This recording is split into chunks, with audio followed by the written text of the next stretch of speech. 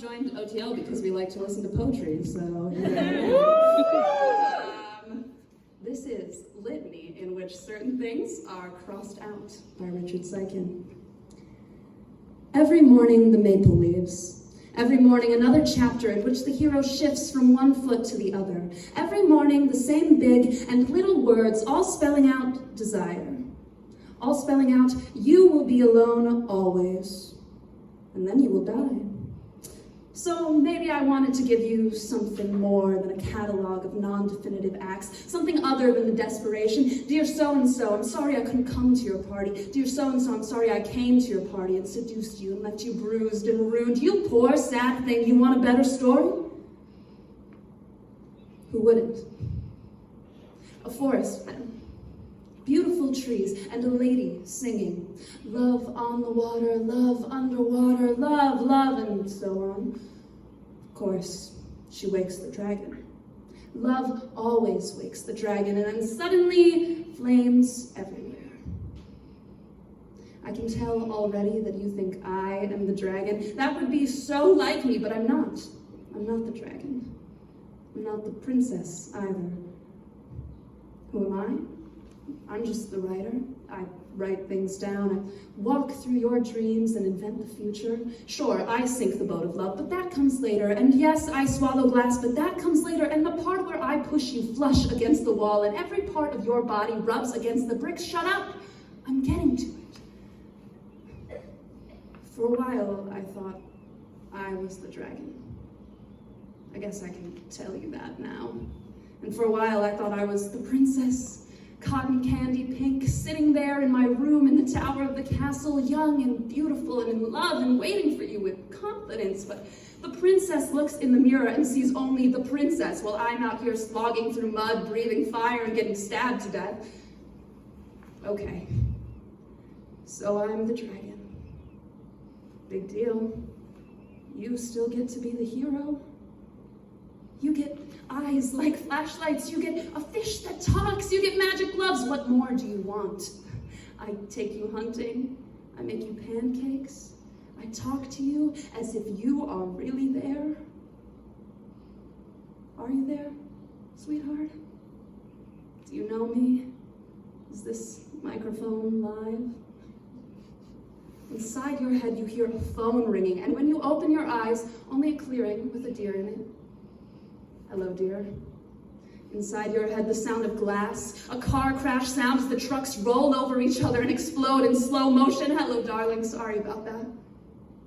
Sorry about the bony elbows. Sorry we lived here. Sorry about the scene at the bottom of the stairwell and how I ruined everything by saying it out loud. Especially that, but I should have known. You see, I take the parts that I remember and I stitch them back together to make a creature that will do what I say or love me back.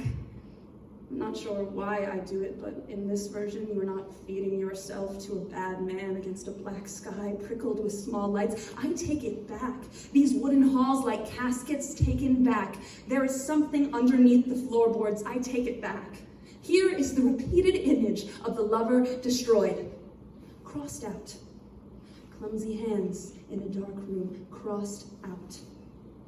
And here is the tabernacle reconstructed. Here's the part where we were all happy and we were all forgiven, even though we did not deserve it. We were in the train car when I started to cry. You were crying too, smiling and crying in a way that made me even more hysterical. You said I could have anything I wanted, but I just couldn't say it out loud. Actually, you said, love for you is larger than the usual romantic love. It's like a religion. It's terrifying. No one will ever want to sleep with you. Okay, if you're so great, you do it. Here is the pencil. Make it work. Build me a city and call it Jerusalem. Build me another and call it Jerusalem. We have come back from Jerusalem where we found not what we sought, so do it over. Give me another version, a different room, another hallway, the kitchen painted over and over, another bowl of soup. The entire history of human desire takes about 70 minutes to tell. Unfortunately, we don't have that kind of time. Forget the dragon, leave the gun on the table. This has nothing to do with happiness. Let's jump ahead to the moment of epiphany. In gold light, as the camera pans to where the action is, lakeside and backlit, as it all falls into frame, close enough to see the blue rings of my eyes as I say something ugly. I never liked that ending either. More love streaming out the wrong way, and I don't want to be the type that says the wrong way, but it doesn't work. This constant refolding of the pleats, these endless retellings. There were some nice parts, sure. All lemon drop and melon ball, laughing in silk pajamas, and the grains of sugar on the toast. Love, lover, whatever, take a number, I'm sorry. It's such a lousy story. Dear forgiveness, you know that recently we have had our difficulties, and there are many things that I want to ask you. I tried once in high school, second lunch, and then years later in the chlorinated pool. I am still talking to you about help. I still do not have these luxuries. I have told you where I'm coming from, so put it together.